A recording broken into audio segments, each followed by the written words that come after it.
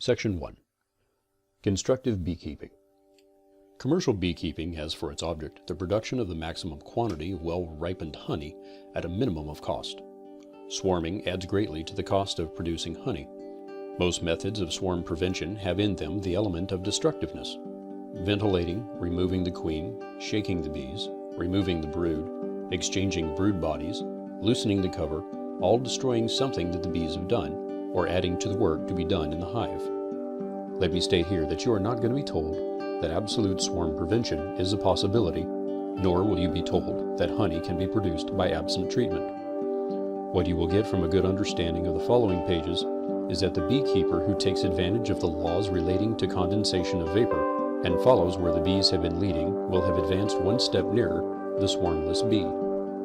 Instead of going to the hive and telling the bees, by manipulations, "Don't do this," say to them, "Keep all your brood, keep your queen, keep the cold damp air out of the hive, and I will make your hive so perfect a condenser of water vapor that the work of evaporating water from the nectar will be done quickly."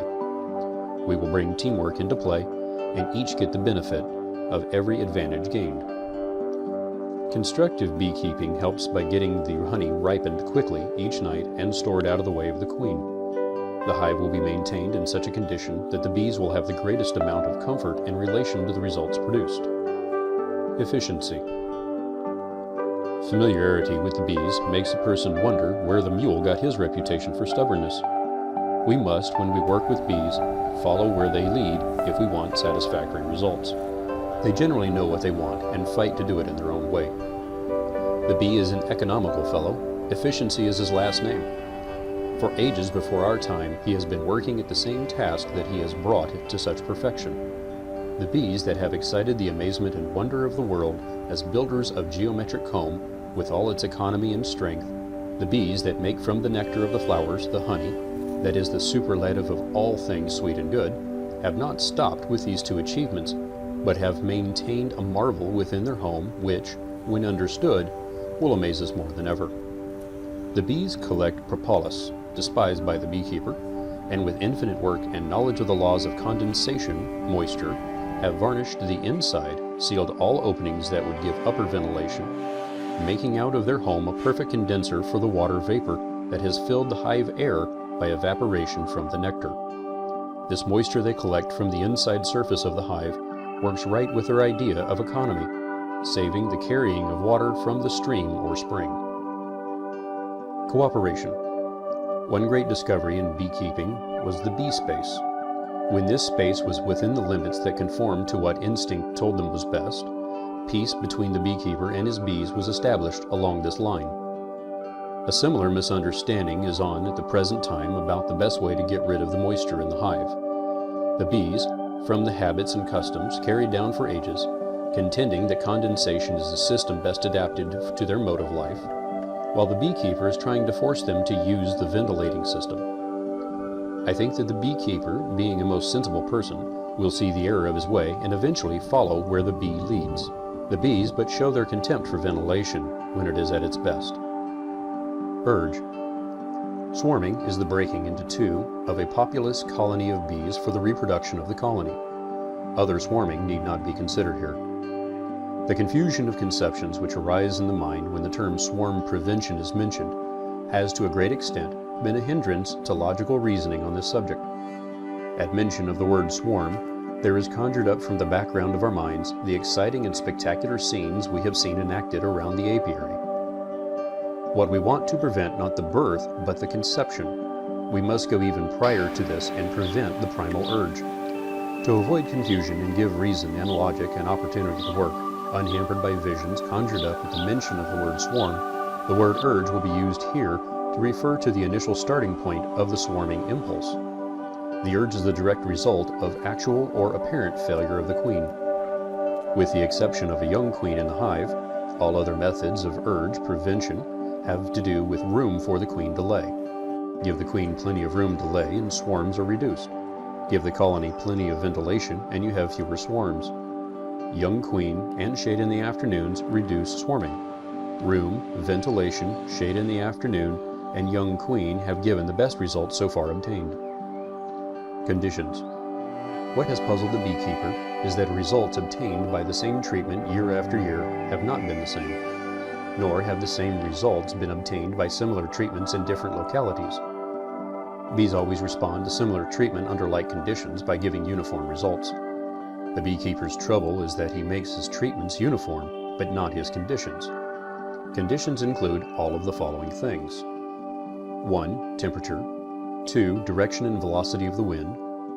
3. Moisture in the air. 4. Depth of evaporation. 5. Sunshine. 6. Altitude. 7. Number of bees. 8.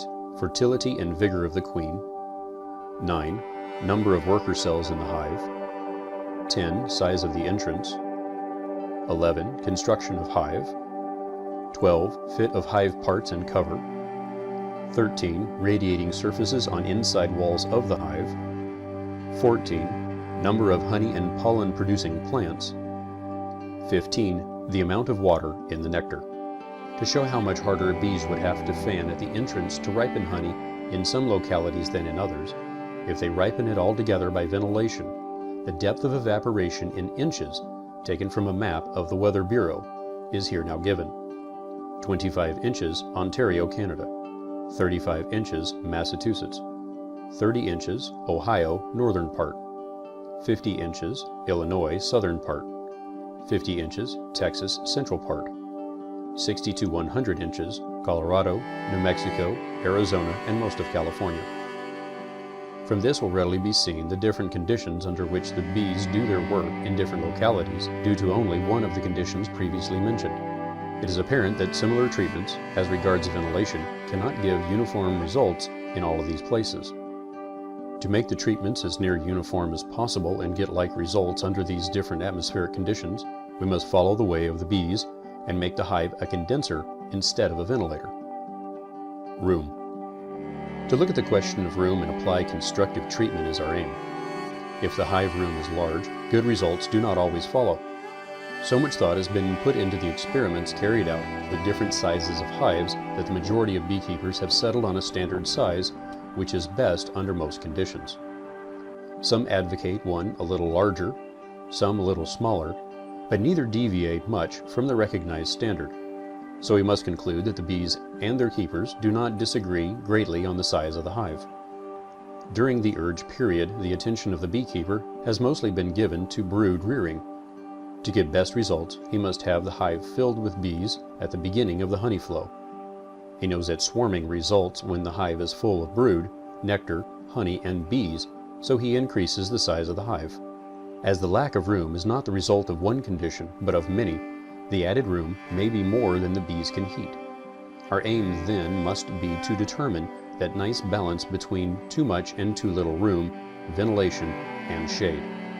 On the correct determination of this balance, our success depends. To have in our minds a conception of brood conditions in the hive prior to and at the time of the urge will give us a clearer understanding of the principal cause of the urge. By a study of the following hypothetical tabulation, the conditions of a hive can be seen. A 10-frame hive of Langstroth dimensions has, when the frames are filled with worker cells, about 66,000 of these cells.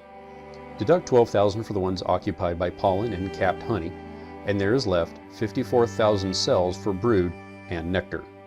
This is about the condition of brood in a strong colony at Fargo, North Dakota on the dates given.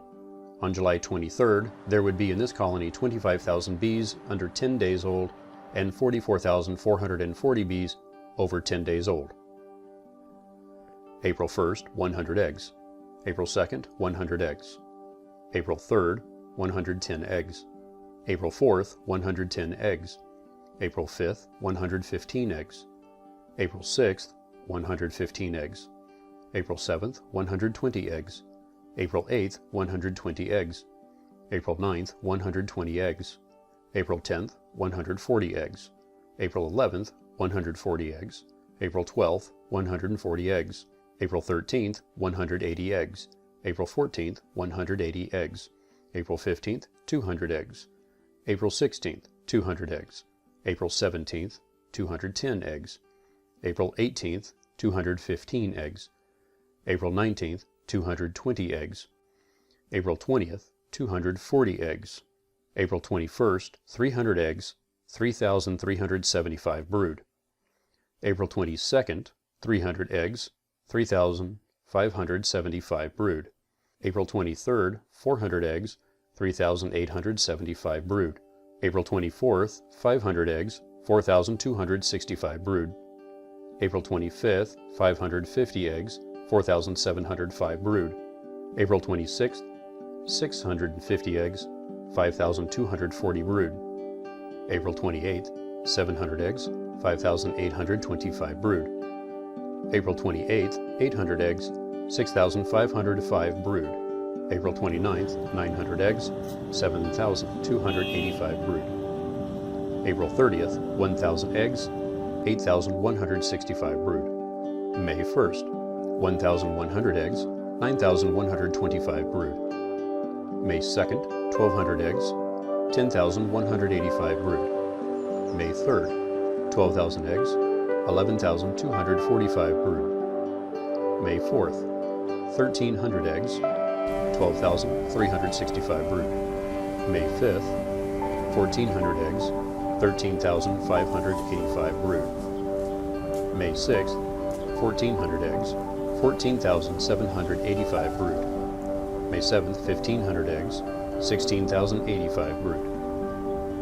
May 8th, 15,000 eggs, 17,375 brood. May 9th, 15,000 eggs, 18,660 brood. May 10th, 1,600 eggs, 20,040 brood. May 11th, 1,700 eggs, 21,500 brood. May 12th, 1,700 eggs, 22,900 brood. May 13th, 1,500 eggs, 24,100 brood. May 14th, 1,200 eggs, 24,900 brood. May 15th, 1,000 eggs, 25,400 brood. May 16th, 1,600 eggs, 26,450 brood. May 17th, 1,600 eggs, 27,400 brood. May 18th, 1,800 eggs, 28,500 brood. May 19th, 1,500 eggs, 29,200 brood. May 20th, 1,600 eggs, 29,900 brood. May 21st, 1,800 eggs, 30,700 brood. May 22nd, 2,200 eggs, 31,800 brood. May 23rd, 2,400 eggs, 33,000 brood. May 24th, 300 eggs, 34,800 brood. May 25th, 2,800 eggs, 36,300 brood. May 26th, 2,400 eggs, 37,300 brood. May 27th, 2,600 eggs, 38,500 brood. May 28th, 3,000 eggs, 40,000 brood. May 29th, 2,500 eggs, 41,000 brood. May 30th, 2,400 eggs, 41,900 brood. May 31st, 2,000 eggs, 42,300 brood. June 1st, 2,400 eggs, 34,000 brood. June 2nd, 3,000 eggs, 44,300 brood. June 3rd, 3,400 eggs, 46,200 brood. June 4th, 3,000 eggs, 48,000 brood. June 5th, 3,200 eggs, 50,200 brood. June 6th, 3,100 eggs, 51,700 brood. June 7th, 3,000 eggs, 53,100 brood. June 8th, 2,400 eggs, 53,700 brood. June 9th, 3,000 eggs, 55,200 brood. June 10th, 3,200 eggs, 56,800 brood. June 11th, 3,000 eggs, 58,000 brood. June 12th, 2,500 eggs, 58,300 brood. June 13th, 2,400 eggs, 58,300 brood. June 14th, 3,000 eggs, 58,300 brood. June 15th, 2,800 eggs, 58,300 brood. June 16th, 2,400 eggs, 58,300 brood. June 17th, 2,600 eggs, 58,300 brood. June 18th, 3,000 eggs, 58,300 brood. June 19th, 2,500 eggs, 58,300 brood. June 20th, 2,400 eggs, 58,300 brood. June 21st, 2,000 eggs, 58,300 brood. June 22nd, 2,400 eggs, 58,300 brood. June 23rd, 3,000 eggs, 58,300 brood.